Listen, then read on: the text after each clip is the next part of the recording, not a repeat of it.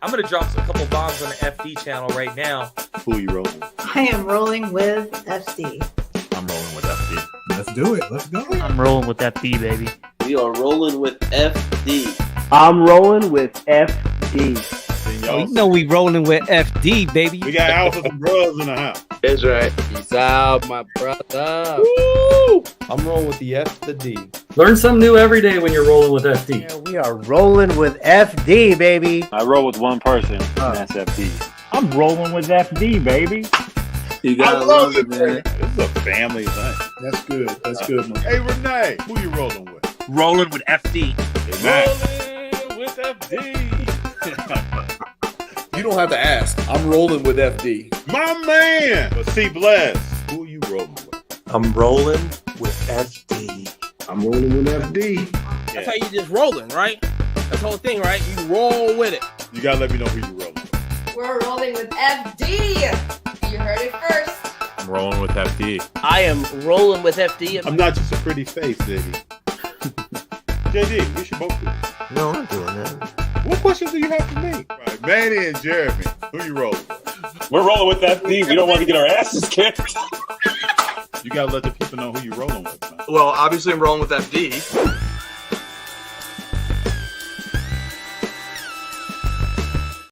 Hey, what's up, everybody? I am really excited to be here.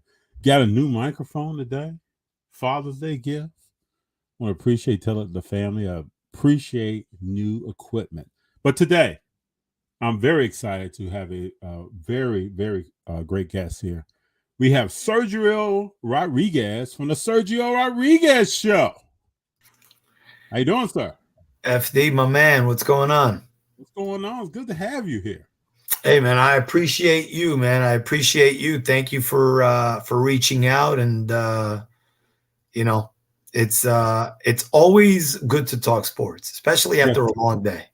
Yes, sir. Yes, sir. Well, I want to jump into tell my audience here about Sergio Rodriguez. Give me your background. Oh, man. born and raised, actually born in New York City, born in the Bronx, raised in Newark, New Jersey.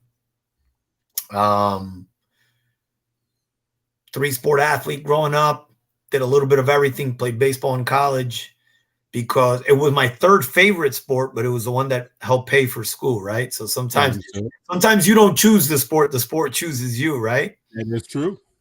Yeah. So got out of college, knew I wanted to always do radio, but it's a hard medium to get into. It's hard. It was particularly back then. Now with social media and the podcasting and the ability to do your own thing, it's hard. But when I grew up, I was in the talk show radio era. Yeah. So I gave up on that dream. Didn't really think about it. I started coaching. Been a high school and college coach for 28 years. And I was running the Taxi Federation in New York City, the union for the New York City's cab drivers. Got a phone call from ESPN in Orlando asking us if we would. They were telling me they were trying to do a Spanglish type radio, and they wanted some advertising. Okay. Spoke to the producer for about a half hour. He happened to be a guy from Long Island. Spoke to Joe for about a half hour.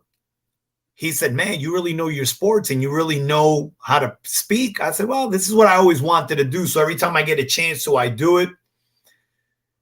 I get a call back in about an hour from then telling me that Terry Bowden, I don't know if you're familiar with Terry Bowden. He's Bobby Bowden's son, football coach. Oh, yeah, that's Terry Bowden. Yeah. Terry used to do a show on ESPN in Orlando. He says Terry's guest for the baseball segment that he had for the playoff series with the Yankees had tapped out, couldn't do it. If I would jump on and do it, I did the spot with Terry Bowden. An hour later, ESPN offered me a job. Opportunity, taking a hold of the opportunity. That's all it was. It wasn't anything, too crazy. I was at ESPN in Orlando for about 4 years, myself and my co-host Lake Lewis. Then we went to DC. And then after that, you know, kids, coaching, it got too busy, and ESPN didn't pay well to begin with. So I said, you know what? It's not worth the doing it. And I got away from it. During COVID, my nephews throughout the years always kept on telling me, yo, Unc, you got to do this. You're good, blah, blah, blah. You still have, I put everything together, and the podcast that I put together, which was essentially the same way we did it at ESPN, and we did it, you know, on our own on the Sports Journey Network, which is where myself and Lake were on. Same model. It's taken off. It's been phenomenal. And, you know, here we are. Oh, great story. Thank you for walking us through your background. Great story. Now, you know, I got to kick off with, I'm coming home and I'm getting a few friends hitting me up about what's going on with Zion Williamson.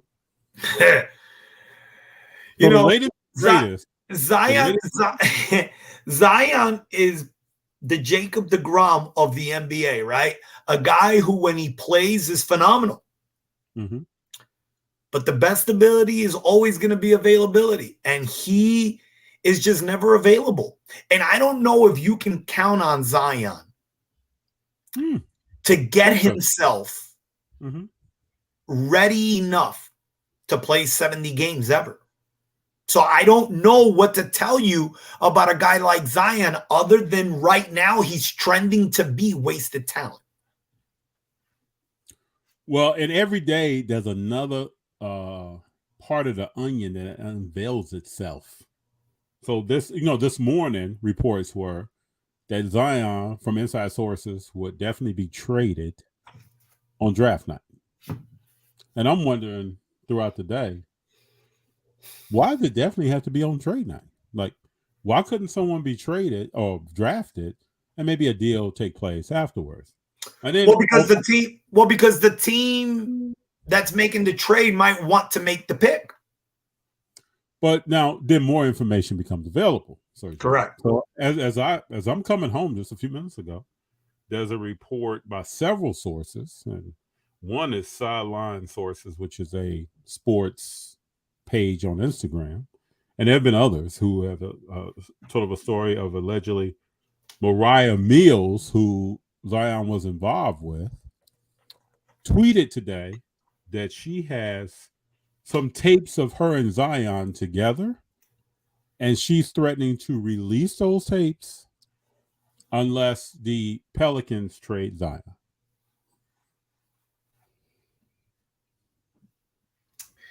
Look, it's a lot going on. Yeah, it's a lot. It's a lot going on. Let's be clear about one thing. I don't think an organization that's worth billions of dollars is going to be held hostage by anyone. So I thought that as well. I thought the same thing. I think part of the issue here is sometimes you just got to let things go and take the L. New Orleans is just going to have to take an L on this. Even if Zion goes to New York, goes to, let's say, Charlotte for the 2 pick, regardless of where he goes, let's say he becomes a superstar where everybody thought he was going to be for the most part, you got to take that L. Sometimes you just have to say, you know what, it wasn't going to happen here. I think that's all I can do at this point. I totally agree with you. Yeah, look, I think that the issue with Zion, the way I see it is, I don't think he's going to ever embarrass your franchise the way John Morant is. I don't believe so.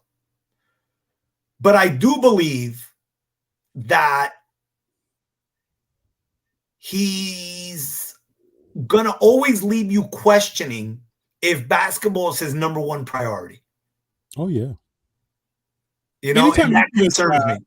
Anytime you see a guy who's rehabbing and is on the bench, nodding off, going to sleep, if you knew nothing else about anything else that's going on, you would ask yourself, what is this guy doing?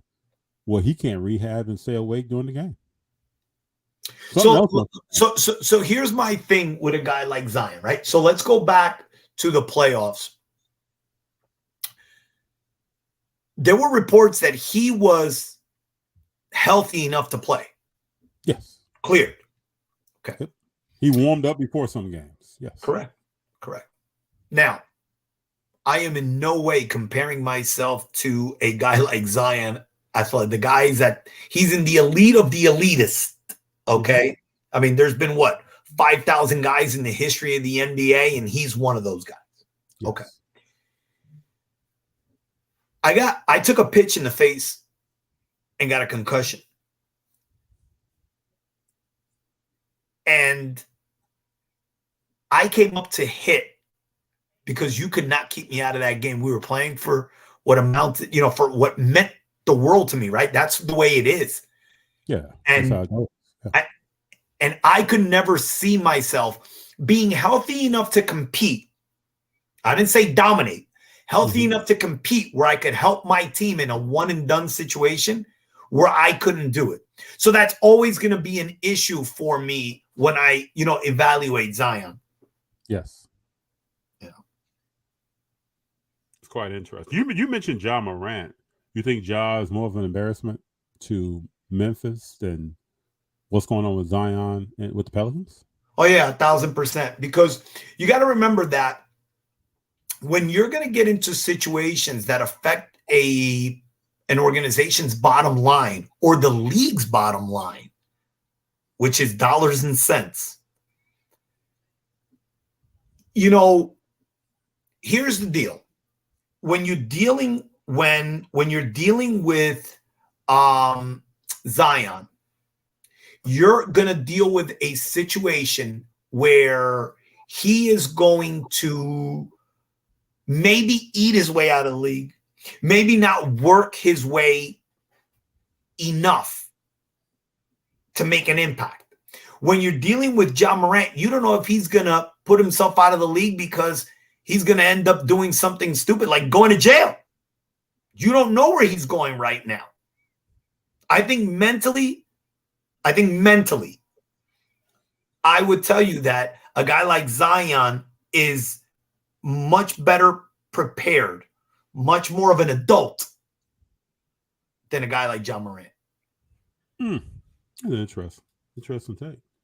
Because a lot of times I think at least Ja's playing ball. Unless he's suspended for something that happens, at least he's on the court. I get what you're saying about the image of the league and where's this guy going. Correct. But Zion's picking up checks and not doing anything else but depositing checks. Listen, again, I'm not comparing them as players. I think we understand who they are as players, and we understand, what it is. I think that there is no way you could look at Zion or Ja Morant, I should say, as a player and not be impressed with his talent, right? And his ability to perform on the floor. True. Yeah.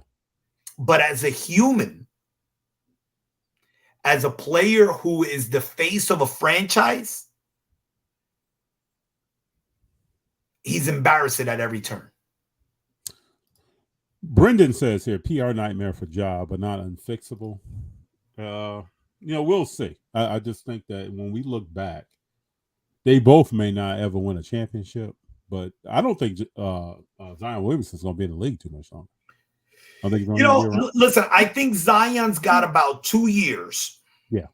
2 years where he can change the narrative, because I think the one thing we always have to remember is that when you're a player like Zion, who has been a top draft pick, and you've basically been crowned a future success. Yeah. From the time you were a senior in high school, you're always going to be given opportunities, right? Production breeds patience. I tell my players that all the time, right? Productions breed patience. I feel he's probably got 2 years left in him to produce. I'd agree with that. I think after that, then you're right. He could see himself out of the league. There are no more seasons playing 40 games. There's no more of that. Listen, although to be fair, the way the NBA is now, what's the difference between him and Kawhi Leonard? You at least see a guy take his team to the playoffs and play in the playoffs. Really? It might be hairline, but that's a difference. Kawhi's another. He's won, so we can't knock him. Mm-hmm. But Kawhi Leonard's another guy that leaves a lot of meat on the bone, too. His career is going to be very underwhelming. If we judge Kawhi Leonard on his success on the floor, he's not a superstar. Not even he ain't a Hall of Famer. Definitely not a Hall of Famer. Oh, well, when you got 2 Finals MVPs, you're top 75 NBA. But that's Hall of Fame. But that's a team thing. I'm talking about if you just take himself as a player, he's not going to ever achieve statistically anything because he doesn't play. No, he won't. No. He doesn't play. I think he's had, there was a stat given the other day about how many triple doubles he's had in his career. Very few. FD, let me tell you something that I said to somebody a couple of weeks ago. I was doing an interview and I said this to somebody. I've been watching basketball for the better part of 42, 43 years, right? Let's say since I was like 5 or 6. Mm-hmm. About 20 years ago, the game changed with the load management and all that garbage. Mm-hmm. In the last 20 years, I feel 2 players have really given me, as a fan, not as a fan of their game. I'm just saying as a fan, as a paying customer, I should say. Yes. My money's worth. Mm-hmm.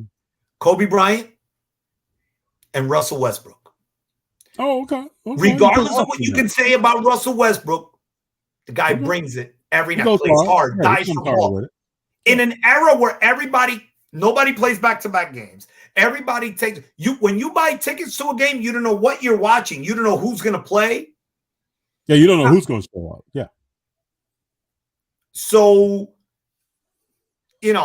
we're picking on Zion, and I get it, but we could basically go down this list and find 7 or 8 guys. I think when he signed that $200 million contract, I was just telling someone this earlier today, and he came to the podium and said, I'm going to try to make people proud of me, is when crosshairs got put on Zion Williamson. And he had to come out the next year and produce. He came out the next year and did not produce, pulled a hamstring.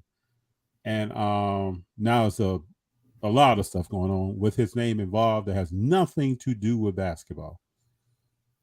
And I think that's what Zion is right now. Yeah, his name's been out there with the whole baby mama drama and stuff like that. But you know what? To me, that's still personal stuff.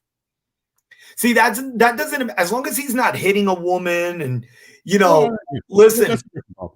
But it is an indicator of where you going. What's your dedication to? It's an indication of bad decisions, of being a little bit of a poor, bad decision maker. But honestly, let's be honest. Our criticism of Zion has really never been his personal life.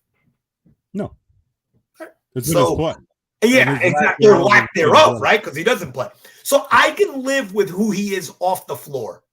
What I can't live with is who he is on the floor. With Ja Morant, it's the opposite. I think when Ja serves is 25 games?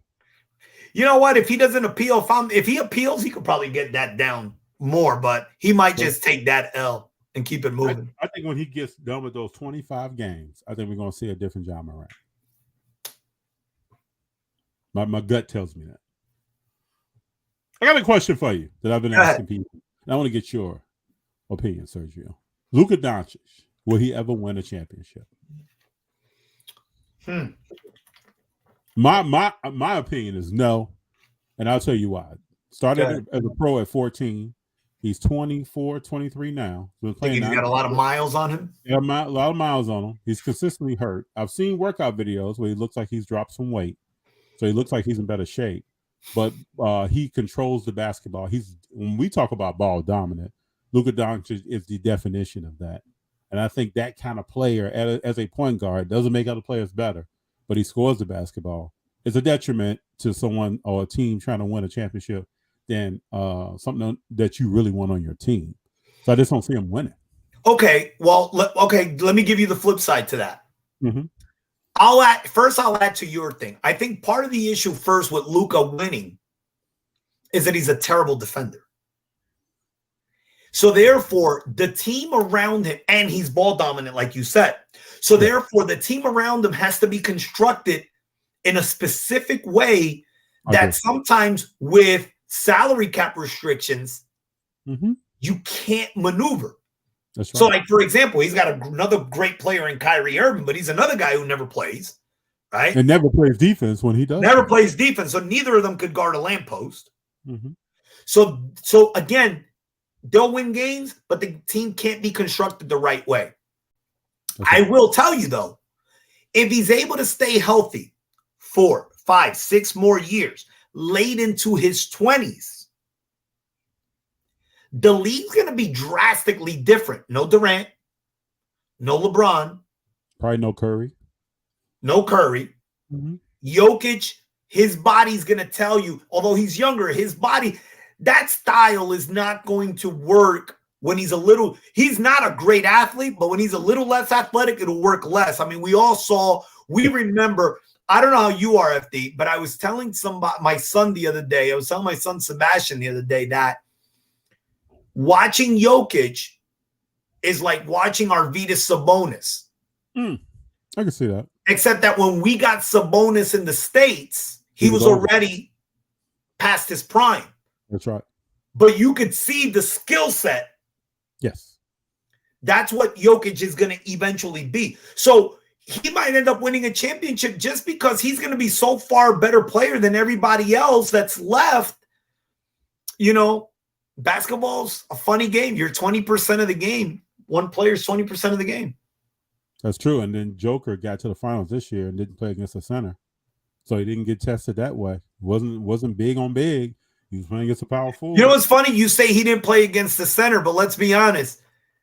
I've been complaining about this all the time because I feel one of the most overrated players I've ever seen in the NBA is Anthony Davis. And they put that guy in the top 75. If that guy's in the top 75, then what is Jokic? Because Jokic just did whatever he wanted with him. Yeah. Well, to me, I tell people that I know that I think Klay Thompson's knee injury and a few other things that went on, and then some political moves about who you want to watch. You know, when ESPN and other people put on games, they want to talk about how many top 75 players are in that game. Who's relevant right now is Anthony Davis. So on a political move, he probably made the team. But I think anybody who's watching basketball know the consistency level that's needed to be a long-term great. Anthony Davis doesn't have that, probably never will have that. Did a lot of walking around versus Denver instead of running the court. Jokic outran him, ran to the other end quicker than him. There are just many things Anthony Davis just does not do, is not good at. I don't know if he's interested in it because last summer he said, I didn't touch a basketball in 3 months between the last game that he played and the beginning of the last season that just passed. So to me, that says a lot about a player. You don't touch a ball for 3 months and you're great. So Brendan says, I knew Westbrook had fans, just never met any. I've met a few. Listen, yeah, I think that when you talk about a guy like Westbrook, I'm a fan of his commitment to me as a fan. Mm-hmm. I don't have any, I don't have anything. There's no real reason for me to root for him. I'm not a Laker fan. I'm not a UCLA fan. Like, I don't particularly care about him. But what I do respect is a guy who shows up when I'm taking my kids to a game. He does. He shows up to work. That's right. He's going to be there. And the way the NBA is, you almost have to, they should give him an award just for that. Most reliable. Yeah. Got another question for you. Do you think the Golden State Warriors will win a championship in the next 2-3 years? Damn, you want more? I want more. I want one for the thumb, and then I'm gonna go for I don't know how they won the one last year, and you're worried about winning another one. Look,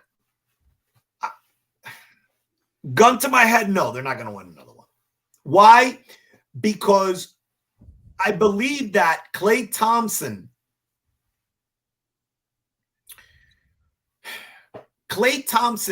just has not been able to find again where he left off before the injuries. Oh, he may never find that. Okay, so that's number one. Number two, Draymond Green, who's another one of the most overrated players I've ever seen. Oh, Sergio, you think so? Yeah, well, listen, overrated in terms of how people speak about him like he's a superstar. He's very good at what his role is on the team. Yes. But, what does Charles Barkley say? He's a triple single. I mean, he's a guy who he understands and plays basketball complementary, but that works when you have the two Hall of Famers. If one of them's not playing at that level, Draymond Green can't do all the other stuff to make up for that stuff. So I think that becomes an issue with his game. Plus, he might not be there anyway. Poole, he had his run, got his money, got punched in the face, and listen, very disappointing this year. Horrible. Yeah. So I don't know where I don't know where the championship pedigree outside of Steph Curry is going to come from now. So let's say, let me give you this. Let's say you got Steph, Clay is there. You re-sign Draymond because that's going to happen. I'm not too sure about that. They're re-signing Draymond. That press conference today that they had, they basically said, okay, we're re-signing Draymond. So you're bringing back, so you're telling me Curry's coming back a year older. Yep. Clay is coming back the same, or is he going to be better? I think Clay is going to be lighter. Okay. He's going to probably weigh 20 pounds less. Okay. He's going to be able to play back-to-backs. I'll tell you. Okay, let's assume he's better. He had 300 threes last year now. Clay wasn't just dragging himself around. Let's assume he's better. Yeah. Okay. Where are you getting the other 40 points from? Oh, you got to add a guard or you got to add a big man. But where? How are you going to? What are you thinking? Jordan what kind of play? Jordan Poole, Kuminga, any draft picks you need. For who? Just get rid of him? A serious veteran. This is what I say. Let me ask you a question. Are you a Golden State fan? Oh, yes, sir. Okay. Would you trade Jordan Poole and Jonathan Kuminga? Yes. To the Knicks for Randall? No. I'm not messing with Randall. But go ahead. Give me a scenario. Randall that's 20 points a game. Yeah, but he's going to play any defense. Okay. And Mitchell to give you another center inside to deal with Jokic. No. Randall's not going to do anything for anybody but for Randall. There are key points in the playoffs last year where he played zero defense and was just watching the ball. You don't have to tell me. I'm complaining because you want him to stop shooting the three, which he's horrible at. No, I wouldn't touch Randall. Randall would never wear a Golden State uniform. Not when Steve Kerr is a coach. They're going to add people. What Kerr will do, when he looked down the bench and he asked someone to come in the game, if you haven't played in 3 games, you're going to get in that game and bust ass. You're not going to be complaining about, well, I haven't played. You're not going to be coming in pouting, and you're not going to have a towel in your head complaining about, well, why haven't you put me in? That ended last year. There will be no player on that roster that will be complaining about playing time. They're going to be focused on winning. Can I ask you a question, though? As a Golden State fan, aren't you like sick and tired of the Draymond Green shtick, the always arguing? And no? You know, I came through Chicago. So, Sergio, I was born and raised in Chicago. Okay. And I was a fan of Dennis Rodman. Different type of complaining. But not really when it comes to getting in someone's head. and playing with You them. have to remember that the game was so physical back then. It was a different style. I don't know, man. I cannot, Very listen, similar. when you're Not similar from a rebounding perspective or athleticism perspective, but similar into you're not going to outthink me, and I'm going to do some things in this game today. It's going to take you out of your game. FD, listen. God bless you, but I personally, I can't watch no game where a guy who doesn't even average 10 points a game, doesn't average 10 rebounds, doesn't average 10 is nowhere statistically important to my team enough for me to watch and sit there and complain. Well, he's again. I'm sorry. I guess he's been a great role player for you guys, or he's played his role great, which has made him a star within your franchise. But people call Draymond a role player. You do know he was Defensive Player of the Year before, right? Still, so what? You could be a role player and be a great defensive player. I can't think of any. That's his role. Well, I can't think of any Defensive Player of the Year that I would call a role player since I've been watching. I think you could find a bunch. Who would you name that's a role player that was a Defensive Player of the Year?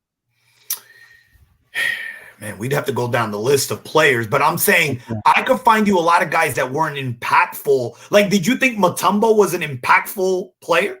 I thought his role was to play defense and block shots. Oh, I wouldn't call him a role player. Dikembe Mutombo rebounded. Was he a star? Was he a star? He was a defensive player. But was he a star? In my world, he's a star. That's just like the. Okay, so we have a different opinion of being a star. Okay, so then we're gonna. It's just like the center from the Detroit Pistons that beat the Lakers, who just went to the Hall of Fame. He's not a role player. But you just said it. He was a Hall of Fame rebounder. But he just went to the Hall of Fame. The guy was averaging 24 rebounds a game. But okay, but that's his. But he was standing out. I mean, I'm sorry. I never looked at Dikembe Mutombo as this great player. He blocked 6 shots a game. I didn't. He was on a team that beat the number 1 seed. That was because they did upset Supersonics. Yeah. He totally changed that whole series. You know what? I don't know. Let's Google the NBA. Let's Google NBA defensive players of the year because I don't remember them off the top of my head. But I don't know of one that's a role player. Hey, I think you're going to be surprised. Now, again, what you deem, like I don't deem Mutombo a superstar, but you obviously do. To me, he wasn't a superstar. So to me, I don't, we might disagree on who's a superstar. He can completely change what you thought you were going to do. And that's not a role player. Okay. That's all I'm saying. Okay. Let's start here. Going through this stuff. I mean, we can go back to the 80s and Sidney Moncrief. Tyson Chandler, Marc Gasol, Jakeem Noah. I mean, Rudy Gobert. I mean, you think Rudy Gobert is this great star? He will change what you're trying to. Marcus Smart is a star? Marcus Smart was Defensive Player of the Year last year. Is he a star? That's my point. Like, are these guys stars? Like, are these guys Jordan? Some of them stars, but they're not role player. I wouldn't call Marcus Smart a role player. That's all I'm saying. I don't know if anybody on this list. Jaren Jackson? Yeah, I wouldn't. Jaren Jackson Jr. last year, I wouldn't consider him a role player. Okay. Dude shooting threes, doing all kinds of stuff. Okay, well, listen, when I'm talking about a role player within their team might be one thing.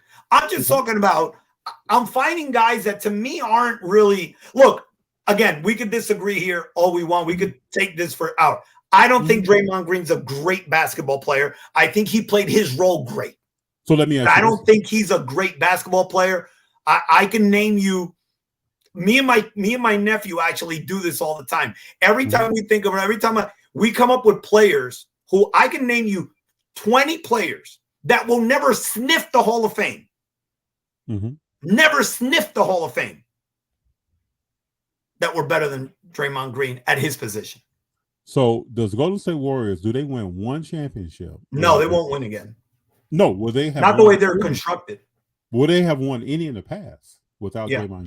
I don't think so. No. He did his role. He played his role well. I'm not telling you that he didn't play. He performed his role well there.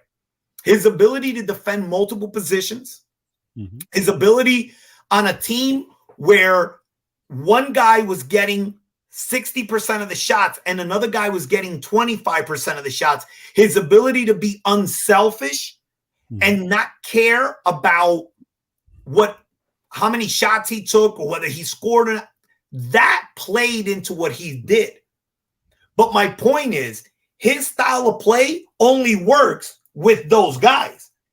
You can't make Draymond Green would never win anything if he was the first, second, or third best player on any team.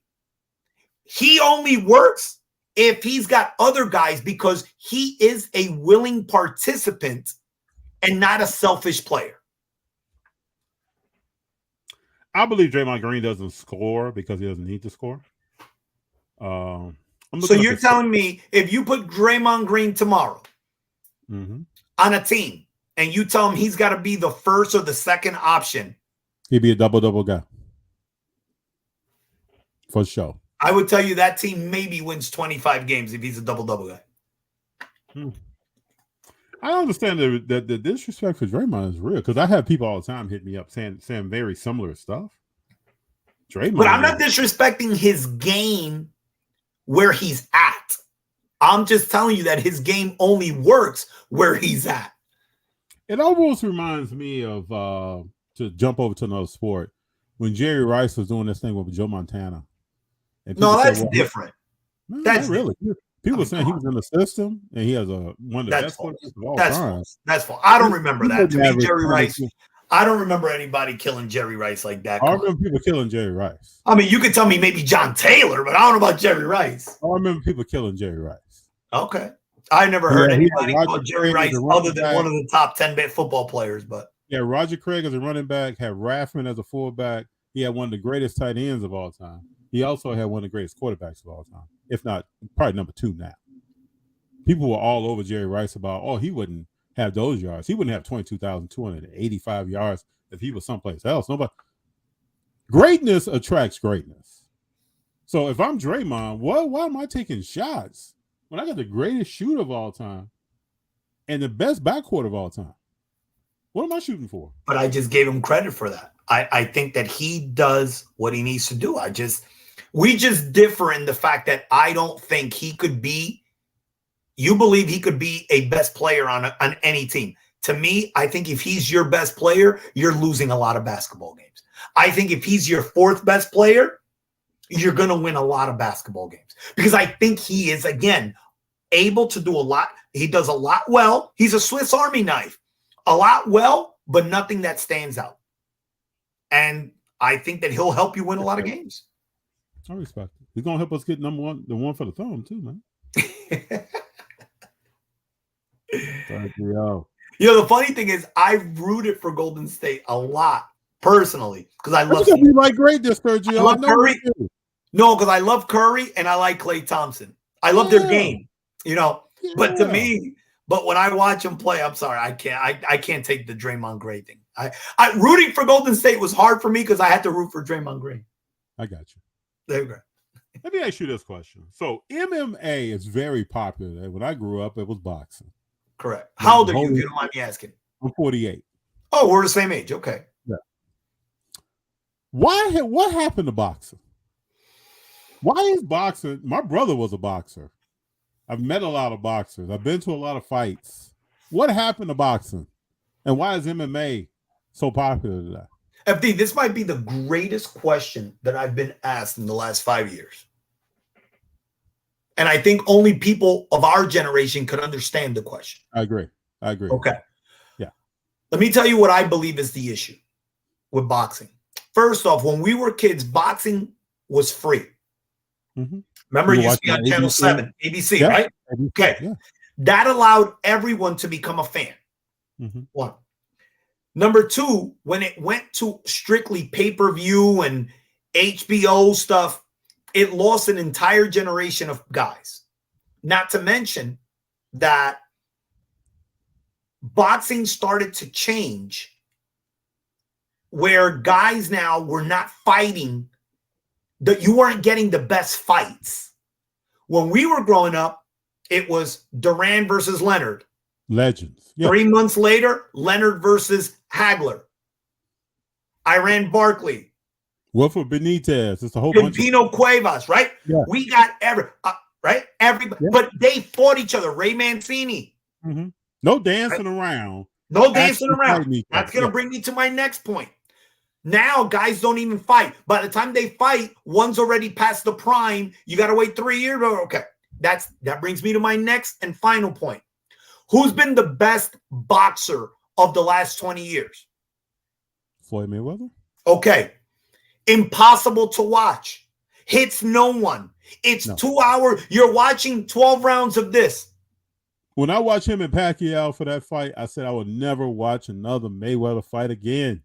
It's 12 rounds of so what excitement can you really watch? How do I tell my son? My dad used to tell me, hey, come and watch this fight. And it was guys just,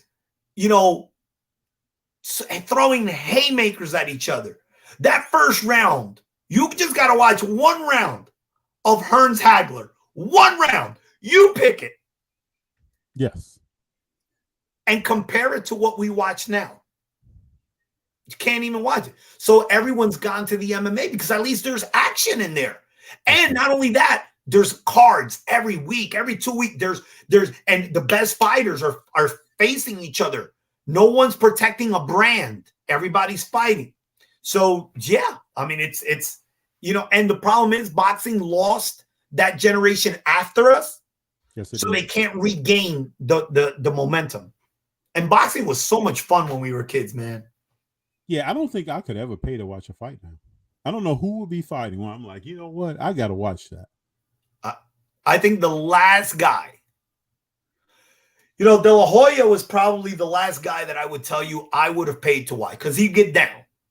Well, to me, he was a guy that started getting down, and by the end, he had morphed into Mayweather, where there was hand-picked fights. He was dancing around. He was throwing that jab and barely turned over the right hand. Like, he totally changed who he was. He became a he's trying to stay pretty and rich. He was a pretty boy. Yeah. He didn't want anybody to touch that face. But his early fights, he could get he was getting scrapping. He was scrapping. Yeah. And I think he was the guy that showed people, if you want to make money, real dollars, you become a pretty boy, which became pretty boy Floyd Mayweather. But MMA is hard for me. I don't watch it. I think because you could follow a boxer for 15 years and get into that boxer, know them. MMA, their careers are so short. Well, FD, remember too that we knew boxers before they were pros because of the Golden Gloves and the Olympics. True. We knew Sugar Ray before Sugar Ray was fighting Duran. Mm-hmm. You understand what I'm saying? We knew these guys. Now you don't. I mean, I listen. I couldn't name you. So I interviewed Bert Sugar one time. Oh yeah, remember Bert Sugar? I interviewed Bert Sugar one time, and he says to me, it was about 2009, 2010, and he says to me, "Hey Sergio, can you name me the 5 heavyweight champions?" That's another thing. There's like a million weight classes and belts and stuff. Hey Sergio, can you name me the 5 heavyweight champions? I said, Bert, I couldn't name you 5 heavyweights, let alone the 5 champions. Yeah, that's funny. Bert Sugar, man of knowledge. Yep. Brendan says, I've never seen a better champ than Mike Tyson. Fearless, powerful, focus. True. Oh, I was a huge fan of Evander Holyfield back in the day. There's just no boxing like that anymore. There's nothing going down like that. Got another question for you. We talk about different sports. We talk about soccer. Soccer, okay. So, I'm big into a lot of stuff I do with podcasts. Talks about the hobby and sports cars and sports. I'm a big collector, huge collector. And a lot of people say, well, soccer is going to eventually catch on in a hobby. Soccer is going to be watched by more Americans in the future. And I think some of these statements, we all want that to be true. I don't know if it will ever happen. It will never happen in this country, and I'm gonna tell you went why. to an LAFC game the other day, and that thing was 1-0, 90 minutes in. Look, that stuff's never gonna happen. I'm gonna tell you why it doesn't happen. And look, I've had this conversation forever. My cousin is a Division I soccer coach. One of my closest friends does soccer, a world soccer show, and he's on Sirius. Here's the issue that soccer is always going to have in the United States. First off, the gambling aspect. Soccer is not a sport that people can really gamble on the way we like to gamble. Because if you even look at gambling, and if you want to make money as a gambler in football, for example, bet every under in every game. Because every gambler likes to bet overs. Why? They love action. What does soccer doesn't have? Scoring action, right? Yeah. That's number one. Number two, the best soccer is not played in this country. That's right. So they don't even recognize half the players. Yeah, and everybody will recognize your Messis and your Ronaldos, but there's a million really good soccer players that the common person doesn't even know. Why? They don't play here. Similar to hockey. Think about it. Hockey's quote unquote a Canadian sport, but it's played. Canada hasn't won a cup in forever. Canadian, yeah. So, yeah. But yet it still struggles. The United States still struggles. Nobody knows who. If you took the average sports fan, 24-year-old, how many hockey players do you think they can name you? Connor McDavid and Sidney Crosby? I mean, like, maybe Bedard is coming up. That's about it. So it's hard for soccer, who doesn't have a top league in this country, to get that push. And no matter the fact that the demographics and you're getting more foreigners here, they hear and they watch the games, but they watch the games from Europe. They don't watch the games from here. True. So you're never gonna get that. You're just not gonna get that push. And as long as football with fantasy and the gambling aspect, and basketball with their sneakers, I mean, you can't walk around. How do you become? Basketball was really the third, fourth sport in this country for years. It was even behind boxing. Yeah, baseball. When we were kids, hell, I'm old enough to remember when I was watching basketball on tape delay. That's how bad the NBA product was. St. John's would play on TV live. The Knicks would play on tape delay. Well, I can remember being in college, and if a game was late on a Monday, I couldn't read about it in a newspaper where I was. That was the St. Louis Post-Dispatch. Yeah. I couldn't read about it in a newspaper until Wednesday. So my point is, basketball became relevant because of the sneakers and the marketing aspect. Well, you can't walk around with a pair of soccer cleats. It's true. Which in a lot of ways is the same thing that affects baseball. Think about the guys who have been very marketable in baseball the last 30 years, 40 years. Ken Griffey had a sneaker. A-Rod had the Pepsi stuff. Yeah, Sammy Sosa, the home run chase. Yeah. Unless you really had one of these just unbelievable things, it's impossible to market anybody, because you can't walk around with. Bryce Harper now is probably the most marketable outside of Ohtani, but Ohtani doesn't speak the language realistically. You can't market him. But Bryce Harper's got his own sneaker. So I don't even know. It's hard. You're right, Brendan. It always comes back to MJ. Brendan's absolutely right. Come back to MJ. Right. Yeah. You're right. Absolutely. And then Ken Griffey had the head on backwards. He had swag. He was the kid. And Think about this. To market A-Rod, you needed a shortstop to hit 50 home runs and drive in 130 runs. He almost had to be non-human. Even Barry Bonds wasn't a household name. Well, this is going to spark my statement is that I think the hit on steroids ultimately hurt baseball marketing to people. There's no more long ball. There's no more of a shortstop hitting 50 home runs because physically it's almost impossible unless you're on something. Those guys, I think, could have done it to a certain extent. I think what people forget is that, see, the HGH didn't help the steroid era and all that stuff. And here's something, I'll share something with you. So I was part of the committee that put together the steroid policy in Latin America. Okay. The issue was that steroids didn't make you. There's probably only about a handful of players, David Ortiz and, Rafael Palmeiro, who I believe benefited greatly. Mark McGwire from they became a lot better players.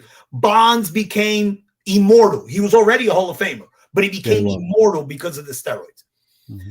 There's also players that all it basically did for them was make their bodies feel like if it was May 15th every day. It took that fatigue out. It didn't make them hit more. It's all about recovery. The steroid, correct. The steroid affected more the batting averages than it probably did the home run. But we got to remember, too, Rafael Palmeiro was taking basically horse hormones. Yeah. So he was taking stuff that bodybuilders was taking in the 70s. Then you had a progression. Mark McGwire was taking something totally different. And Mark McGwire knew when he was young in his career that durability was going to be a problem for him. He was hurt, pulling hamstrings, doing different things early with Oakland A's. So he knew I better probably try to do something to, let's say he allegedly do, to prolong my career. Sammy Sosa, I remember when he came over with the White Sox, before he was traded, was swinging at everything. If you threw a baseball, he was swinging at it.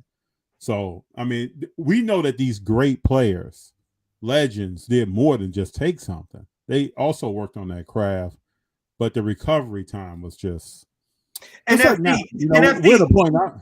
Go ahead. And here's the other thing. I'm not going to hold that against these guys the way these sports writers do, because to me, the pitchers they were facing were doing it too. Oh, yeah. I mean, Roger Clemens. They were all cheating. They were all, and I don't even want to say cheating because, to be honest with you, before 2003, there were no rules. That's true. So they weren't cheating. They were just using, but they were all using. Do you think these players will be in the Hall of Fame one day? Do you think Barry Bonds? I think A-Rod will, because I think now he's in that media and he's younger than those guys. Mm-hmm. It's gonna be rough. I don't know. It's incredible to not have a Hall of Fame without Bonds and Clemens. I honestly, I lost that. The problem with the Hall of Fames now is they put anybody in. I mean, look at Scott Rowland this year. You got to be kidding me. Guys like Sergio, nice player, but I'm a hard marker. I always say this on my show. If I ran the Hall of Fame, there'd be about 40 or 50 guys in it. No Ozzie Smith, no Cal Ripken. Like, get the hell out of here. Nolan Ryan, all that. Those aren't Hall of Famers. Those are really good players. Like, Well, Deion Sanders says that in the NFL, there should be an upper room for players. I've always said that. Give me 3 rooms. Give me a room for Lou Gehrig. But you can't tell me that a guy like Cal Ripken is in the same room with Lou Gehrig. Stop. He batted .270 for his career. Mm-hmm. He went to the Hall of Fame because he went to work every day. So did my dad. He drove a truck every day. There you go. He's in the trucking Hall of Fame. Yeah. I mean, come on. Ozzie Smith couldn't punch his way out of a wet paper bag offensively. Like, come on. Like, it's comical that they put these guys. Barry Larkin, nice guy, but come on, stop. Kirby Puckett, okay, I get it. The sympathy for him losing his vision, but he's got the same numbers as Don Mattingly.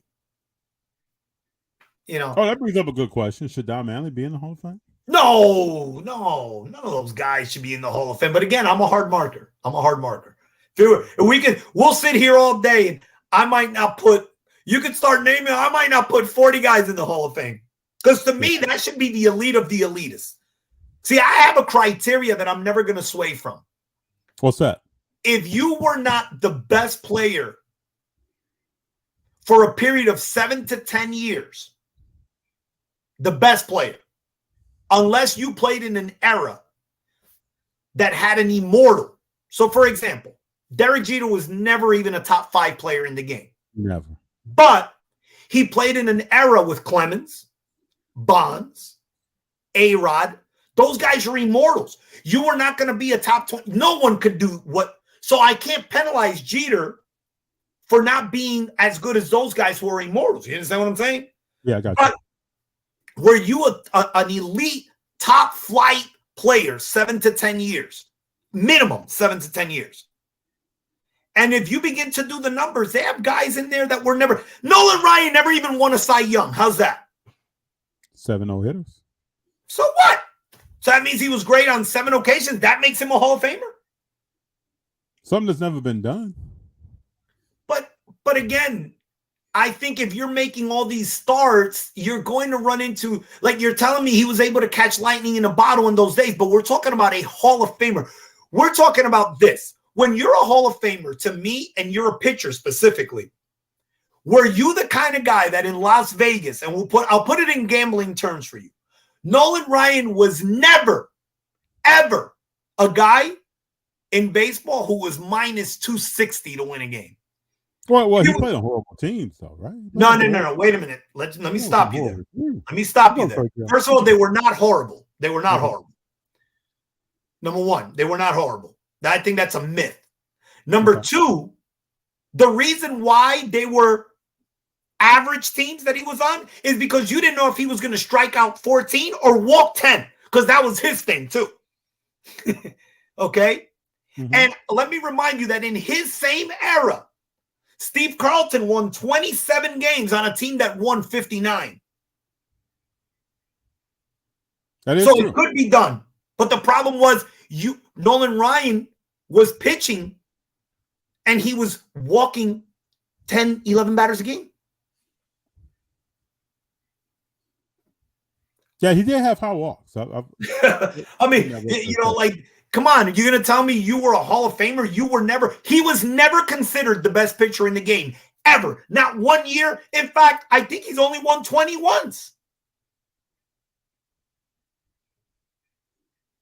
I mean, so again, if you want to put guys for longevity in, I get it. Who would you say, when you look at a picture, who would you say that's a bona fide Hall of Famer?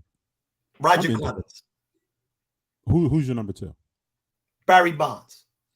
No, just as a pitcher. Oh, as a pitcher? The best pitcher I've seen is Roger Clemens, bar none. But after that, Steve Carlton. Randy Johnson. Okay. Greg Maddux. I think very highly of Randy Johnson and Greg Maddux. Okay. To me, those are Hall of Famers. Want me to tell you something? As good as Pedro Martinez was, to me, I can't put him in the Hall of Fame.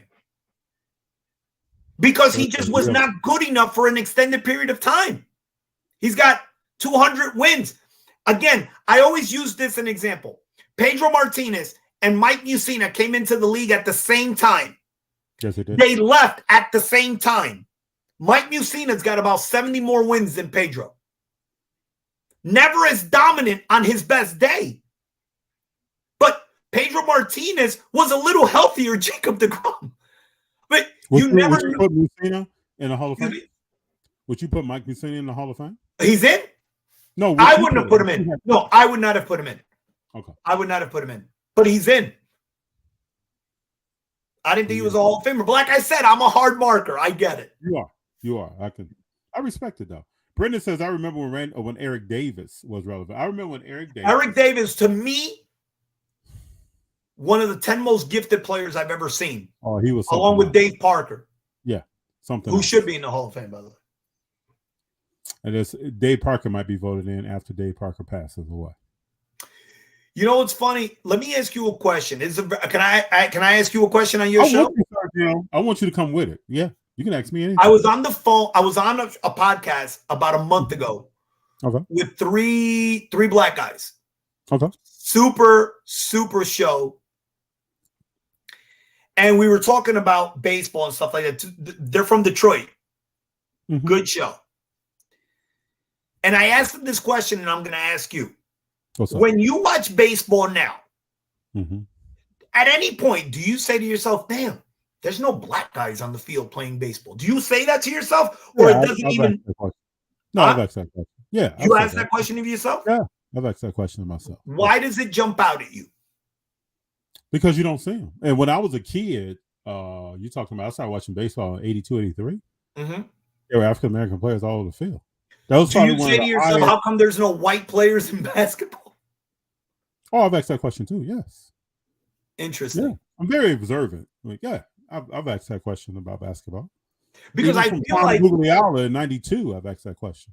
Yeah. You know why I asked that? Because as a Hispanic guy, right, as a Dominican guy, I feel like we've dominated baseball. But yet I can't find one manager. Yeah. Well, this is the same. This is the flow of things. This is the same thing that the post Jackie Robinson era found. This is the same thing that Reggie Jackson found in baseball. What roles am I going to go to once I get off this field? Correct. Reggie Jackson was offered a assistant hitting coach job after his career with the Oakland A's. After hitting 563 home runs, somebody said, "Can you be the assistant hitting coach?" This is why you really don't see Reggie Jackson now around anything dealing with the Oakland A's. Yeah. He felt disrespected. Yeah, so you have players that are dominating. Guerrero, you have players that are dominating the game. What's happening 10, 15, 20 years from now? Where are they going? You know, but it's going to be tough for the black player to ever play baseball again because the way the system is set up, it's just not set up for them to ever develop as players. You know, baseball is a father-son game. Baseball is a generational passed down taught thing. And facts are facts. We have too many black homes with single moms. Well, to me, that becomes a problem. Yeah, it does, but I think that number is embellished. They're okay, it could be embellished, but my point is that's where it starts. I think the next part is we also got to say though, it's cheaper and easier. Well, that's what we're going to get to. Playing football and basketball. So if I'm an excellent athlete, why am I playing baseball? Yeah, the minor league system and the way that it's set up with the minor league makes it hard. Now, people might say, well, Sergio, Hispanics are in a lot of the same situations that the blacks are in, right? But the difference is the players that are getting to the big leagues that are Hispanic, which is a high volume, are not making it as American born like I was. They're making it as third world country born. Yeah. So if you're from the Dominican, if you're from Puerto Rico, if you live in these countries, you're not playing American football. Correct. So now if you're a guy from Detroit, you might go that route. If you're some guy from LA, you're a guy from Kentucky or Tennessee, you might go that route. I felt my son, best sport in my opinion is baseball. He's going to college to play basketball, to play football. Yeah. He would have never played football if he was born in Dominican Republic. Like me, for instance, I tell the story a lot. I'm playing football on the track team, doing shot put and discus to get in shape again for football. I have a coach coming to me. He coached baseball and basketball. He asked me, do you want to play first base for me? You want to be my Frank Thomas? And do you also want to play power forward? We had a all-state McDonald's All-American center. Who's that? Give me the name. Yeah, Jerry G. Back in the day. Went to Illinois, played overseas. So he asked me, do you want to play my Twin Towers with him? I said no to both. Now, if I wasn't playing football, I'm probably playing first base and I'm probably playing basketball. And then where am I going to play in college? I'm not playing football. And these are the options that a lot of these athletes are going into. And a lot of these guys that we see on Sundays and then we see in the NBA have played these other sports. I mean, Allen Iverson was a great quarterback. Plus, to be honest, too, it's not cool to play baseball like it was. Probably not. I mean, for this generation, it's not cool. Like they rather play basketball and wear the sneakers and, Yeah, probably so. Yeah. It's a little more, probably got a little more swag with it. And then you can do some things you always wanted to do and you can emulate some players that you've already seen. But Sergio, I always say, and a lot of times in the news, they talk about black fathers not being in the home. I think that percentage is much lower than most people think. Excuse me, much higher in the home. I believe I believe nothing that I hear and half of what I see, right? But I can tell you that most of my black friends struggled with that. And I just know the influence that my dad has played in my life. Mm-hmm. My father played a strong role in mine. Yeah. Yeah. You know, so I'm delicate to that subject because I believe I'm a good man. I do. I think I'm a good father. I learned a lot from my dad, man. Yeah. Oh yeah. I can say the same thing. Is I didn't accomplish anything from the time I was born until 2020 when he passed away that he didn't have a role in. He didn't have a conversation with me about something. As a kid, he wasn't sitting there when I tried to recite "Mother to Son" by Langston Hughes. I was in second grade. It could be anything that I've done. I've had a bad test, came out and called my pops. I've had a great game, looked in the stands, pointed to him. Had a big hit, looked in the stands, pointed to him. He was always there. You knew he was going to be there. And he came along at a time where, you only got a home at home. So I would call 3-4 rings. He's picking up the phone. He's not anyplace else. My father was in a bad car accident when I was 2 years old. So he was disabled. He was a stay-at-home dad. He took me to school every day from the time I was in kindergarten to junior year of high school. He was there all the time. And my mother was there all the time. I had parents that were very active, parent-teacher conferences, school, extracurricular activities. My brother and I both, they were always present. And when I graduated from business school, people were saying, hey, FD, congratulations. And I was like, well, just wait till my parents get here and tell them that. Because I was just a kid who listened to what my elders, I was around my grandmother and people in her generation that actually taught me. They were saying stuff and I was listening. And I just put the needle on the record and played the song. And that's why I'm sitting here right now talking to you. Because this is something I wanted to do years ago. Do podcasts, do sports talk radio, talk about the hobby. And I used to talk to my dad about it. And he would say, well, you need to start doing something about it. Can't just keep talking about it, man. You got to start doing something about it. And it's very important to have fathers in the home. It's very important to have mothers in the home. But I will say this, and I will always give this testimony. My father grew up in a household where his biological father was not around. But his grandfather was very present and taught him many things. And a lot of times I think as a people, we have to realize that it takes a village to raise children and get that next generation to where it needs to be. And you and I were fortunate enough to have our biological fathers right there. Yeah. Listen, but there are men out here who are putting in work. I could tell you the best compliment I could give my dad is that he's my barometer of how I parent. Yep. I can see it. So. And I think those are learned behaviors, though. We talk a lot here, and I've talked to other people. How we treat each other in the sandbox as children is taught to us because all of us, by nature, want to have the ball. We want to control the scooper in the sandbox. But to share is a taught behavior.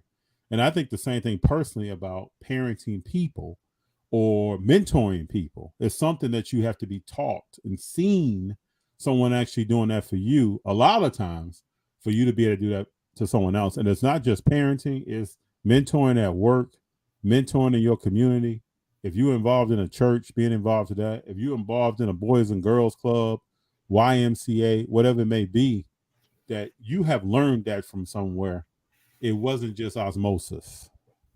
And I would like to credit all the people that are teaching that kind of stuff to people. And I know you and I, we just came off Father's Day. As fathers, are teaching that as well to other generations. And those generations look at us as a source of information for that. From a male's perspective, because we have mothers out here who are also teaching. Amen. Yes, sir. The draft is coming up Thursday. NBA draft. Wemby, what do you think of him? And we know some trades is going to go down. But what do you think of Wemby? So here would be my one concern about Wembanyama. The feet. Guys that have been that big, whether it was Porzingis, Yao Ming, guys that are active like that, I worry about their feet and how they're going to hold up. Now, you have to draft them. You cannot not draft them, right? Like, we get that. Mm-hmm. But would it surprise me if he started? Look at the kid from Gonzaga last year. Yeah. Right? Didn't play this year. Chet Holmgren, yeah. Yeah. You're always going to deal with, or you're at the mercy of that. Not everybody's Durant. So that's a concern that I would have. But like I said, you have to draft them. That's some other time. You got some guards and some other people, Scooter, and some other people in this draft. The kid from Alabama. Henderson can play. I'm going to tell you, the kid who I believe could be the biggest surprise in the draft is the kid from Arkansas, Anthony Black. I think that if he lands in the right place, i.e., now there's a guy that Luka could use because he's a guard that really won't need the ball, but he's about 200 pounds. He's about 6'6", 6'7". He can be a defender for you. Okay. I think he's a guy. I don't know if he's going to get to 10. I think Dallas picks in the 10 spot. I don't know if he's going to get there, but if he is there, I think the Wizards are in a situation where they might take him. I think the Wizards are 7, 8 around there. But if they can get a kid like Anthony Black, I think he could help Dallas tremendously. I thought he was very underrated player last year in college hoops. I'm a big college hoop guy, so I watch a lot of college basketball. Okay. What do you think about kids now, young men now, going to the G League and overseas and not going to college basketball? Because this last year's tournament, well, prior to the championship game, didn't have an NBA player in it. No, and it was phenomenal, right? The whole tournament was great. And let me tell you something. So I think the G League stuff is going to take a hit now with the NILs because I think now the kids can get the best of both worlds. They can stay relevant because you're not relevant in the G League. Like, nobody knows who these guys are. Yeah, you can still get relevant and make more money than being in the G League if you're the right kid with the NILs. So I think that's going to hurt them. Well, you know how this goes. It's going to be a sway. In the next 5 to 6 years, you may see less talent in the G League and more someplace else. It's going to depend on how players are getting drafted. What are they doing when they go to the G League? What kind of success are they having? What are their starting contracts looking like? And with what teams? And listen, old wins in the NCAA now. It's gonna play that way. Sure. And you see it even in the transfer portals.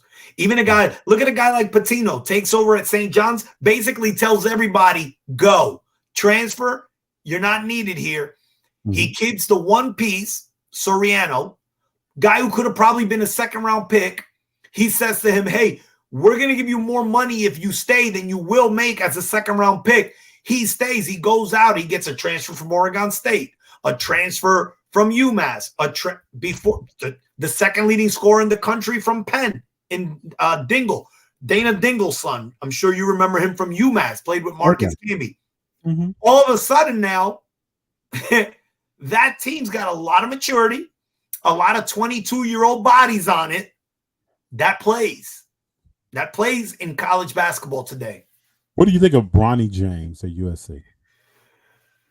Okay, so it's hard to speak about a player that we haven't seen enough of.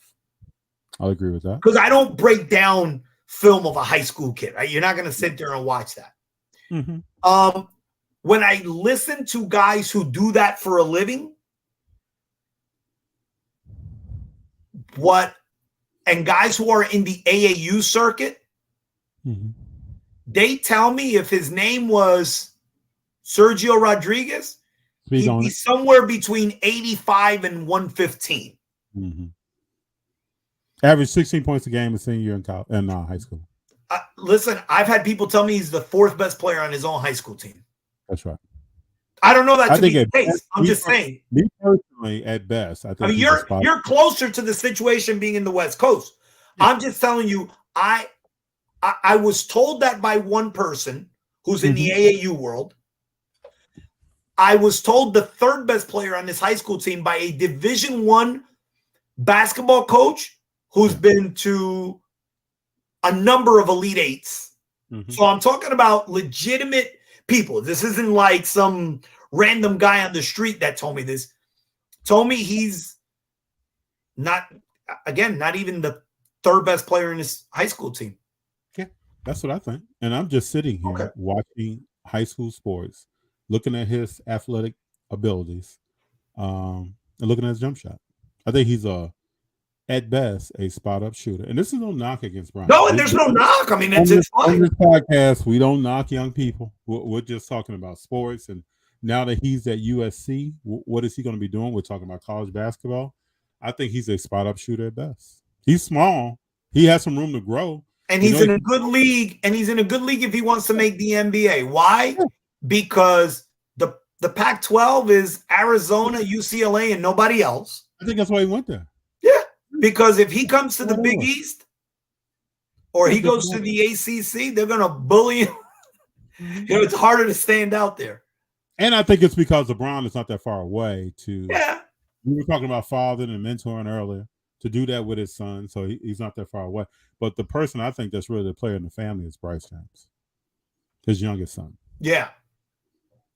Well, I've never seen him. I've seen highlights with him playing with his brother and stuff, but I haven't, He's similar to me in a way where I thought LaMelo Ball was the best Ball brother years ago. He was a sophomore, junior, high school. Thought he was the best. I think he's on pan to be the best, but I don't think that best is going to be what the Charlotte Hornets or anybody else really wants him to be. That's just my personal opinion. I don't think a lot of LaMelo Ball. I think he's a walking marketing program, not really a dominating basketball player. Okay, I could see that.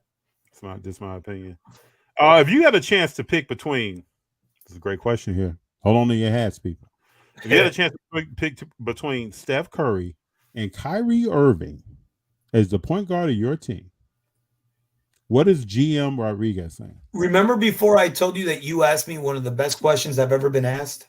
Yes. This might be one of the dumbest questions I've ever been asked. Because to put Kyrie Irving in the same breath as Steph Curry, you should be, you know what? I might consider canceling your show for asking that dumbass question.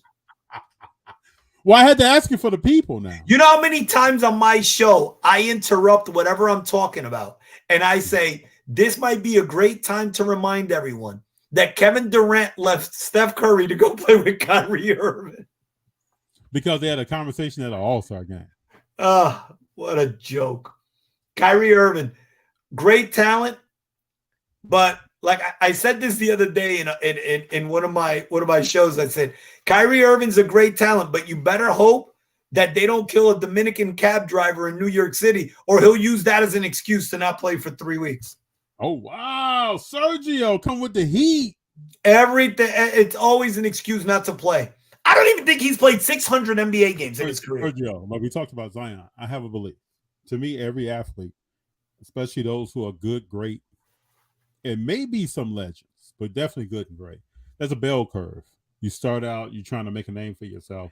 You get your first big contract. After that contract, you find players looking for championships. Once you've won one or multiple, depending on the player, you start picking up checks. I think you lose interest in the game. Pat Beverly said that 50% of the league doesn't even want to play basketball, but they like to get paid. I think Kyrie Irving, personally, is in that I like to get paid zone. But I think he's always been in that. Well, could be, but he's definitely there now because everything else about basketball he has zero interest in. But he wants to get paid. And he wants to sign a contract and play 40-something games and do some other stuff. But it's not all about basketball. So therefore, don't you ever compare Kyrie Irving and Steph Curry? I agree. Steph Curry is. I had to ask it for the people though. There's some people out here who make statements all the time about Steph Curry is not only here. Let me tell you something. Steph Curry is not only a top 15 player of all time. I got him at Definitely a 9. game changer. Got Okay. him at 9 and climbing. Go ahead. But based on what we've seen, the way he functions outside of basketball, he's also a great human being. True. Does great work in the Oakland area, all over, in the community, helping people, educating, doing a bunch of stuff. That's part of my fandom. It's not just what he does on the court. It's who Steph Curry is in totality. That you can ask him any question at any time, and he has an answer for you. That's impactful. Yeah. Impactful in many ways. Yes. Impactful in many ways. But I agree with you, though. For those in the back, there's no comparison between Steph and Kyrie. Well, Aaron Rodgers has success with the New York Jets. I think he's another guy picking up checks. You think so? See, I disagree. I think that Aaron Rodgers is a guy who, look, we can't defend the fact that he's lost a couple of times as a favorite, particularly the losses to the Giants in the early 2010, 2011 run there. I think Aaron Rodgers still has his fastball. But I think that Aaron Rodgers made one calculated mistake. What's that? He should have stayed in the NFC where all the teams sucked. Is that about Mahomes? If he would have stayed in the NFC where there is not one legitimate top 10 quarterback and you just figure it out, he would have been able to, with average teams, make a run. He's going to have everything break right for him to just win the division. Forget about win the AFC. Just win the division. He's got to have everything break right. It's true. Burrow, Josh Allen, Herbert. Mm-hmm. You have Mahomes. Lamar Jackson. But I'll put him there, but I'm not a big Lamar Jackson guy. But yeah, okay, Lamar Jackson. Mm-hmm. He could get you in a one-game scenario. That's right. If he's got the lead. If he's down 7 points, you got him already. Yeah. But, hey, kid in Jacksonville showed he's going to be a problem. He played by himself in the playoffs. He was, he played good. Right. I wasn't a believer last year, but he showed me. Yeah.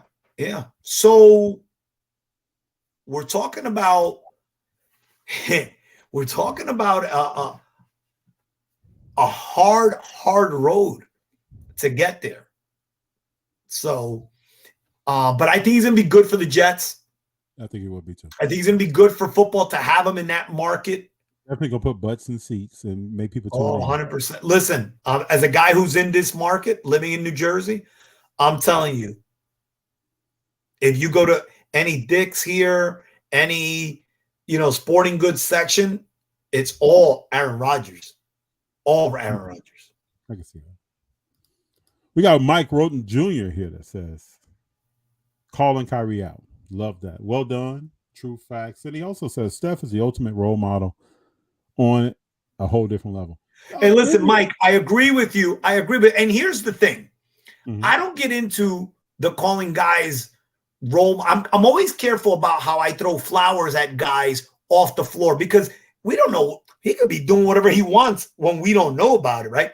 But I also don't believe that him, let's say, cheating on his wife, I'm just throwing that out there, makes him a bad person. I don't, to me, that doesn't matter. I'm talking about what he does for the community. I'm talking about how he treats kids at games and stuff like that. Steph Curry's that guy, man. I don't know what goes on in his house. I'm just saying from what I see, Why do people see Steph differently than they see LeBron?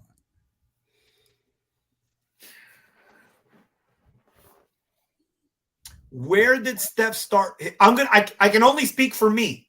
Okay. Where did Steph start his career? As a overachieving small school, pushing his team in a tournament guy. Where did Steph Curry end up drafted at?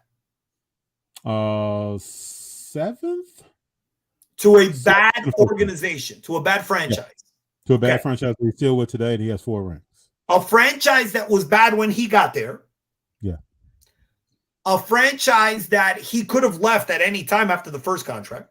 And there was one time with bad ankles, they wanted to trade him. And he showed himself to be true. Okay. I need to say it. Let me ask you a question. If tomorrow Klay Thompson retires, can Golden State win a championship? It would be extremely difficult. Do you think Steph Curry would then say, "Get me out of here. Go play me with no. Go play me with, send me to Boston so I can play with Tatum"? No. And the most miraculous thing he did is when KD got there, he took the back seat. You didn't hear any disagreements between them. I want the ball and yelling on the court. Steph took the back seat to that guy. So therefore, when you talk about the greatest of all time, whether it's Jordan, whether it's Kobe, whether it's Magic, if you want to throw Steph in that top 15, top 10 range, wherever you want to put him, I'm throwing him. All those guys have never chased anything. Everything's chased them. Isaiah, everything chased them. Their teams were built generically through the draft or through free agency with players coming to them. Yes. Okay. LeBron's the only guy.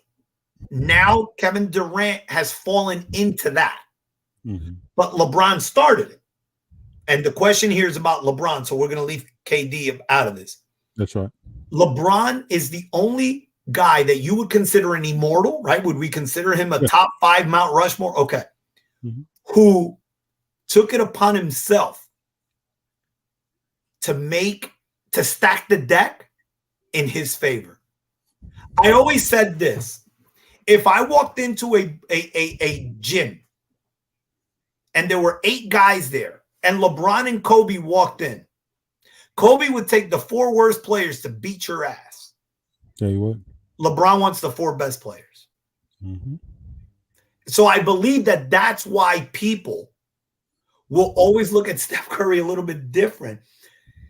Always look at him as an overachiever. And they feel like LeBron has underachieved based on the fact that he gave himself an easier route and stacked the deck. It's just my opinion. I agree. He said he can stack a deck. And then he also, when he stacks that deck and one of those players starts underachieving, he'll make sure that player's not around, somebody else will be around, or he's going to leave town.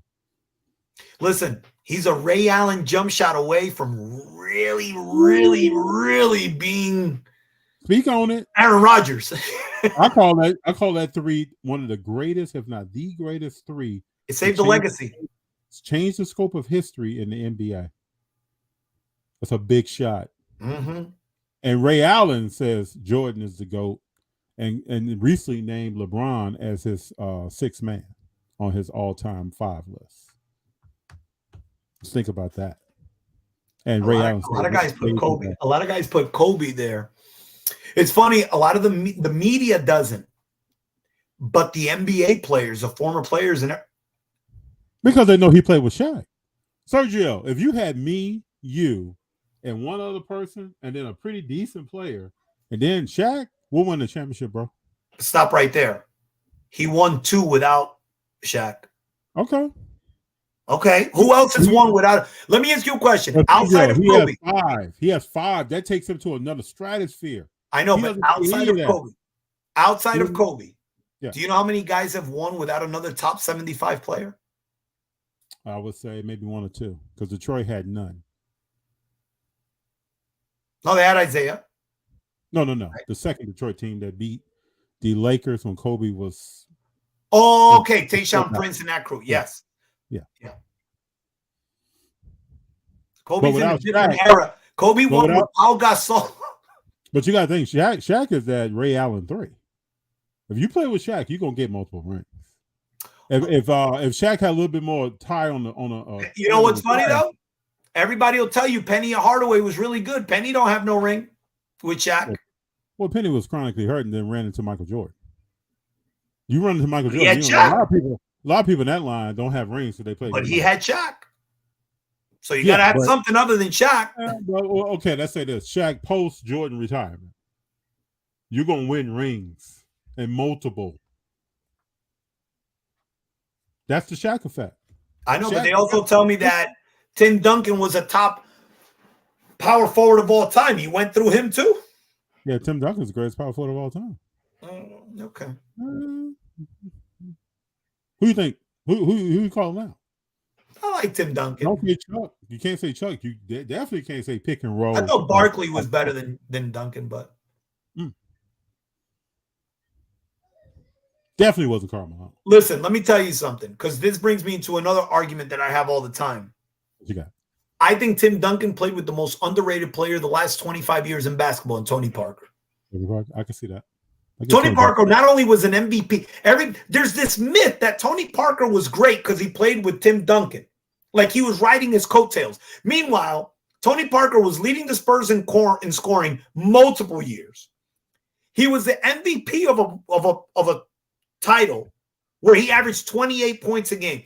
Tony Parker is so much better than a bum like Chris Paul that it's embarrassing that he gets put off to the side because he's some French guy. That's what I was about to say. It's because he's born in another country. Oh, 100%. 100%. For your money, you got to win one game. You want Chris Paul or Tony Parker? I don't want Chris Paul any day of the week on any. Thank you. Okay, so then that says it all. It's interesting. Interesting when people put Tony Parker. It's also interesting in a hobby. Let's go back to, you say you collect things. Tell the people what you collect.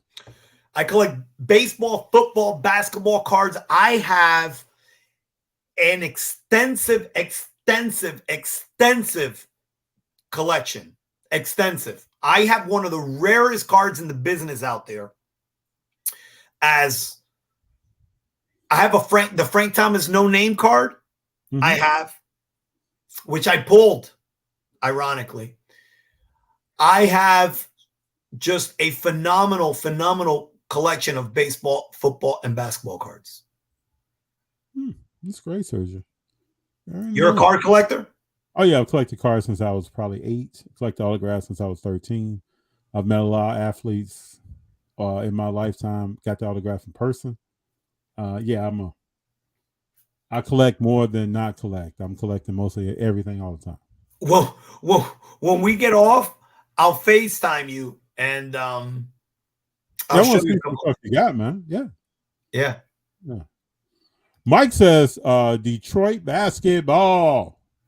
I went to all those playoff games with Chauncey, Big Ben, Tayshaun, and Rashid. One time I'm in a restaurant here. I walk in and I look. As soon as I walk in the door, there's Rasheed Wallace sitting with his family. The only thing that kept me from I don't approach athletes whenever there's children and their wives. Rasheed Wallace, that guy, for a short period of time, one of the best power forwards you want to see play. In and out. Woo! And play defense? Man, nobody like Rasheed Wallace. Let me ask you a question. What's up? Better player, Rasheed Wallace or Draymond Green? Rasheed Wallace. Rasheed Wallace ain't never getting no Hall of Fame. No. And every day I got to hear that Draymond Green's got a chance to be a Hall of Fame. Draymond Green will bust the Hall of Fame wide open. He will be in the Hall of Fame. For sure. You can't do what he's done and not be in the Hall of Fame. He hasn't done anything. He's been part of a great team. Oh, well, when you're the hub, okay, what's greater on the wheel? The hub or the tires? Hey, listen. It's that hub, right? I don't put I don't put players in Hall of Fames and consider them great based on team accomplishments. I don't. Because to me, that's part of landing in the right place at the right time.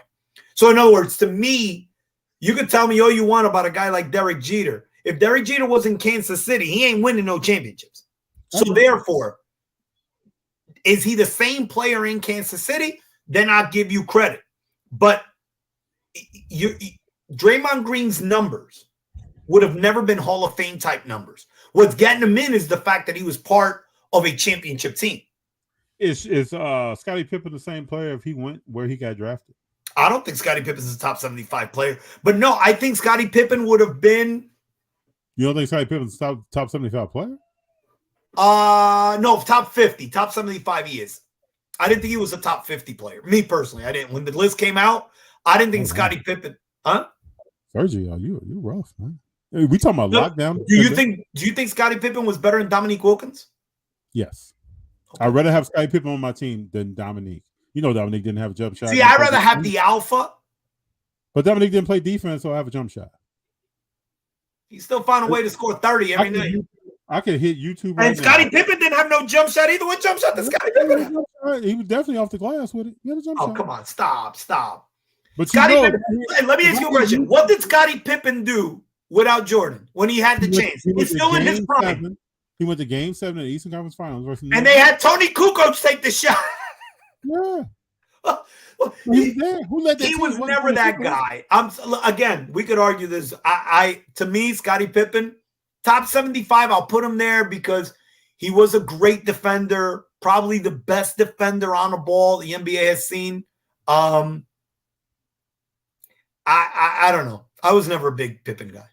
But what I will say is that his recent comments, I don't know where they're coming from. I'm talking about Scottie Pippen. Maybe from the fact his wife is dating Jordan's son. Yeah, I can't support what he's talking about right now. I don't know what he's on, but I actually feel for him. You know, his oldest son passed away. I actually feel for him. There's probably a lot of stuff going on in his life that's pushing and crushing Scottie Pippen right now. He's got a son in the NBA, right? He's got a son in the league now. Yeah, his son's with the Lakers. The kid that went to Mandy. Yeah, his son is who's actually playing with his mom's ex-boyfriend. Yeah, and his son's a very smart. You can't make this up. No, you can't. It's a soap opera that was written in stone. No, you can't make it up. That's just how it rolls. But Scottie Pippen, to me, he has a soft spot. Maybe I have a soft spot for him because I don't have any love for Isaiah Thomas. But that's just me. Me neither. But Isaiah Thomas was a dog, man. Joe Dumars is who I love. Isaiah Thomas beat Jordan, Bird, and Magic. Enough said. Yeah. Nobody else has done that. No, they haven't. Hell, Jordan didn't even beat Bird. Didn't need to. Bird was gone. Yeah, right. So one last question. Well, not in 87, he won gone. But 87, he put that thing on him, though. 86, 87, put that thing on 5 Hall of Fame. 63. Still went home. He did, but sometimes you got to go home and let people know it's coming. If I get some more pieces up in here, it's coming your way. Please know what's up. And that's why Bird says he saw Black Jesus that day. One last question. Shoot. What quarterback not named Patrick Mahomes will retire with 2 Super Bowls? Now, this is a tough one because there's a whole lot of we don't know going on, but who do you believe in?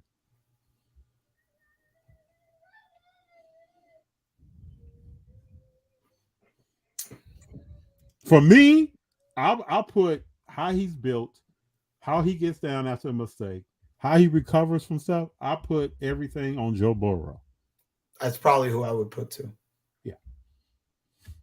Joe Burrow is the closest thing in a game in terms of field awareness and not letting get too high or too low that I've seen since Joe Montana. I agree. I mean, the dude has ice in his veins. I mean, the guy's played without an offensive line. Got his leg broke, destroyed, torn everything. Still comes back and is still a dog in the pocket. And you can tackle him around his knees. He's not. The world's falling around him in the pocket, and he's just tunnel vision. Definitely like that. He's a dog. People try to compare him to Herbert. I don't know that comparison. Herbert's a lot more gifted physically. Yeah. And I think that Herbert will be you could probably end up in a scenario where he's Dan Marino of our era and Burrow ends up being Joe Montana. And there ain't nothing wrong with that. But I just don't know if Herbert is going to have that. Burrow's got that it factor. Yeah, Whatever it is, people say that all the time. He's got it. Whatever it is, Burrow's got it. I don't know what it is, but he's got it. Yeah. If I was blocking in that huddle, he had me hyped every play. 100%. 100%. Never see him get on receivers. Never see him get on offensive lines. You know, he's Joe Cool, man. He is. Sergio, I want to tell you, man, I really appreciate you being here. And I'd love to have you on as many times you want to come on because I love talking. Whenever you want, man. You have the number. Just hit me up. Right. Who do you follow? 49ers? You're a 49er fan in that area? No, I grew up in Chicago, so I'm a traditional Chicago fan. I love Golden State because of the way they run their organization. We talk about Steph Curry, who he is as a person. But so you're a Bears fan. I love Clay and Draymond. What's that, sir? You're a Bears fan? Bears fan. Bears, Cubs, Sox, Bulls, traditionally. The Bulls always have a way of disappointing me by the way they run a team. The decisions they make on personnel and coaches never make sense to me.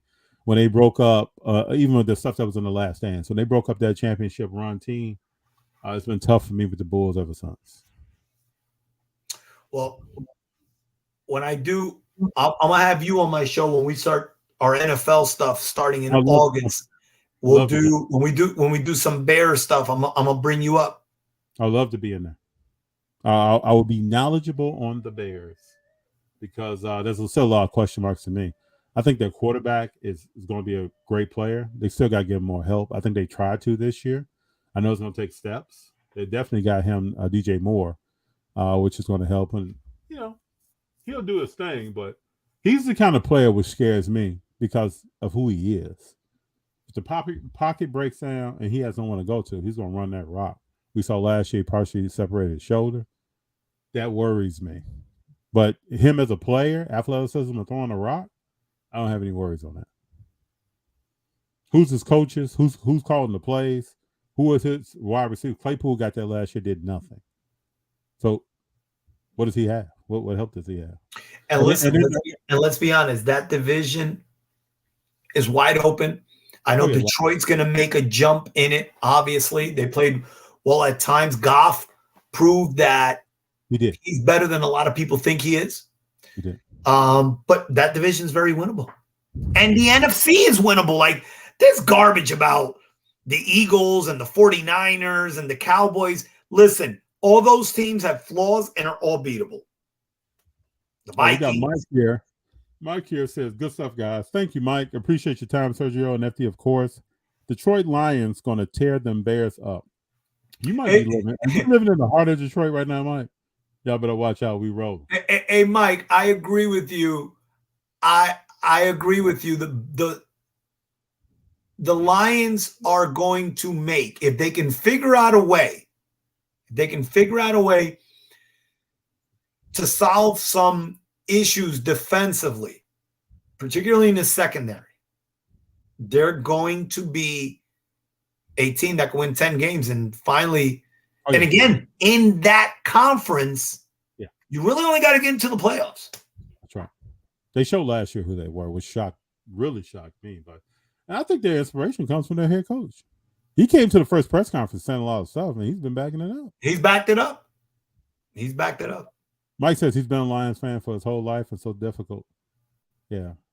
I get it. Sergio, brother, thank you very much. Hey, man, I appreciate you. Thank you for having me on, and I'll keep rolling with FD. Brother, I appreciate you, man. You got it. Sergio Rodriguez. Everybody go out there and watch the Sergio Rodriguez show. You can find him on social media. I know he's on Instagram. Where else can they find you, Sergio? Twitter. I don't do a lot of Twitter stuff, but I'm on Twitter. The show's always on YouTube. You can find it all over, but I'm on Instagram at the Sergio Rodriguez Show. Every day, different reels, different stuff. I do national stuff, so I cover a lot of different stuff. But pop up and comment. And if you want to get an opinion on something, hit me up, and I'll put a reel up with that opinion. Big John had to represent and say "Shot Town forever." Mike gave him some hand claps for that. Big John collector cards. Okay, Big John, hit me up. Let me know what cards you have. Yeah. Sergio, I really appreciate you, man. You don't know how much. So from the time I first saw your stuff and then hit you up, I said this would be a good person to sit down and really get into some sports with. And you have been wonderful, man. I appreciate how you think, your mind, how you state your opinions. I love it. It's the New Yorker in me, right? I love that, man. We got New York and Chicago in the house. Amen. I'm going to shoot you over my cell number. All right, I'll do the same. FaceTime me so I can show you something. All right, bro. You got it. Everybody, thanks Take for care. rolling. Talk to you.